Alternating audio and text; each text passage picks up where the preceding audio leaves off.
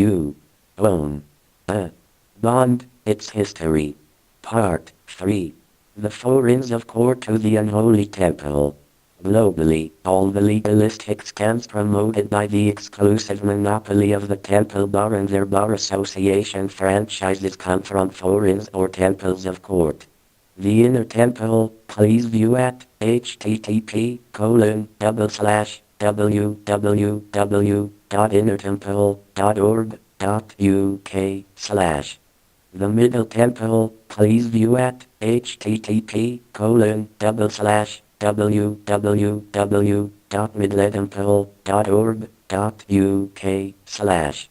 The Lincoln's Inn, please view at http://www.lincolnsinn.org.uk/.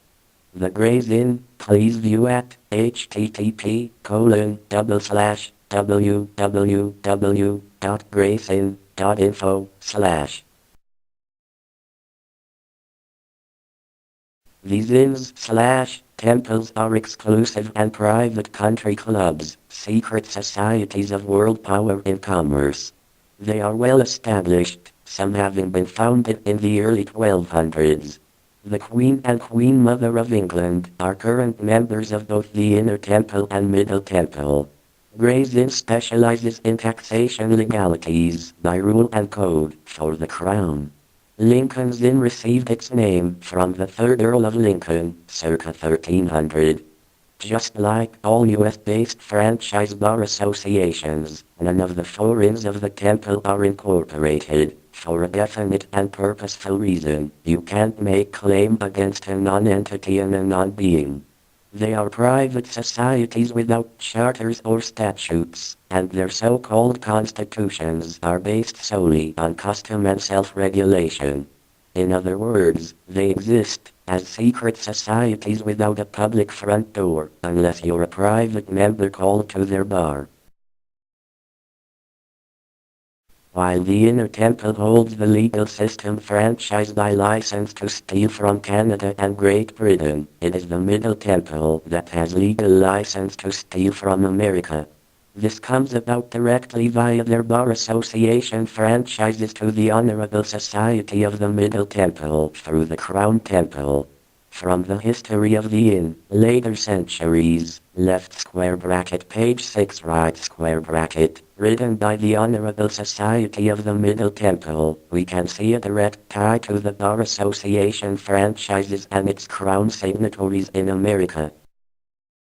Call to the bar or keeping terms in one of the four inns a prerequisite to call at King's Inns until late in the 19th century. In the 17th and 18th centuries, students came from the American colonies and from many of the West Indian islands. The inn's records would lead one to suppose that for a time there was hardly a young gentleman in Charleston who had not studied here. 5 of the signatories to the Declaration of Independence were Middle Templars, and notwithstanding it and its consequences, Americans continued to come here until the War of 1812. All Bar Association licensed attorneys must keep the terms of their oath to the Crown Temple in order to be accepted or called to bar at any of the King's Inns. Their oath, pledge, and terms of allegiance are made to the Crown Temple. It's a real eye-opener to know that the Middle Inn of the Crown Temple has publicly acknowledged there were at least 5 Templar bar attorneys, under solemn oath only to the Crown, who signed what was alleged to be an American Declaration of Independence. This simply means that both parties to the Declaration Agreement were of the same origin, the Crown Temple. In case you don't understand the importance of this, there is no international agreement or treaty that will ever be honored, or will ever have lawful effect, when the same party signs, as both the first and second parties. It's merely a worthless piece of paper with no lawful authority when both sides to any agreement are actually the same. In reality, the American Declaration of Independence was nothing more than an internal memo of the Crown Temple made among its private members.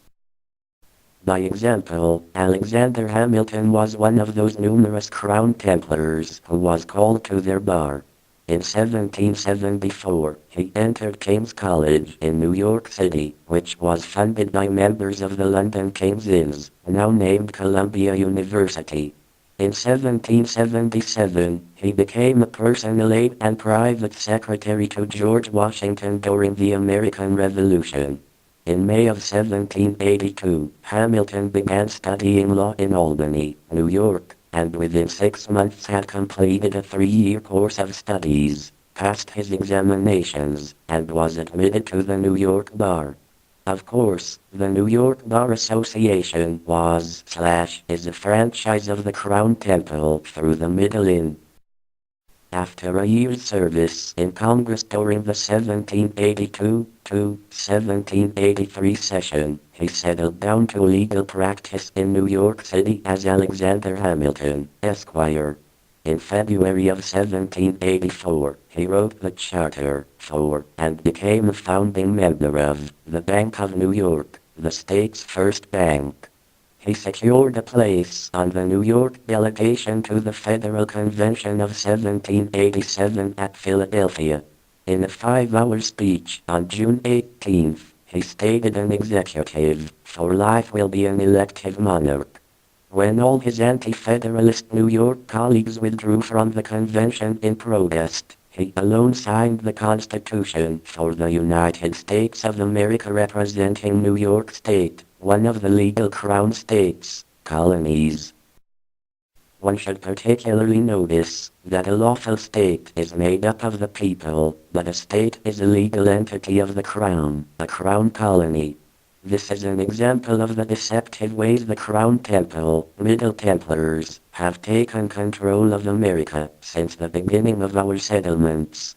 Later, as President and U.S. Treasury Secretary, Hamilton alone laid the foundation of the first federal U.S. central bank, secured credit through crowns in France and the Netherlands, and increased the power of the federal government over the hoodwinked states of the Union. Hamilton had never made a secret of the fact that he admired the government and fiscal policies of Great Britain. Americans were fooled into believing that the legal Crown colonies comprising New England were independent nation-states, but they never were nor are today. They were and still are colonies of the Crown Temple, through letters patent and charters, who have no legal authority to be independent from the rule and order of the Crown Temple. A legal state is a Crown Temple colony. Neither the American people nor the Queen of Britain own America. The Crown Temple owns America through the deception of those who have sworn their allegiance by oath to the Middle Templar Bar.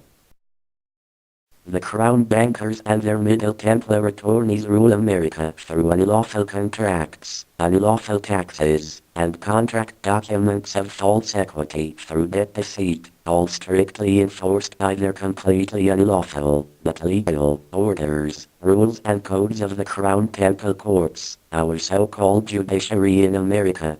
This is because the Crown Temple holds the land titles and estate deeds to all of North America. The biggest lie is what the Crown and its agents refer to as the rule of law. In reality, it is not about law at all, but solely about the Crown rule of all nations. For example, just read what President Bush stated on November 13, 2001, regarding the rule of law.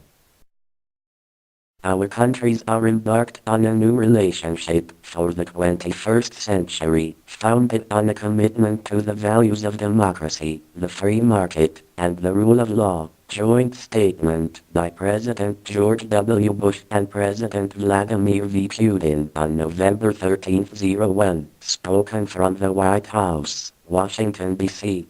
By Rule of Mystery Babylon, please view at http://nesara.insights2.org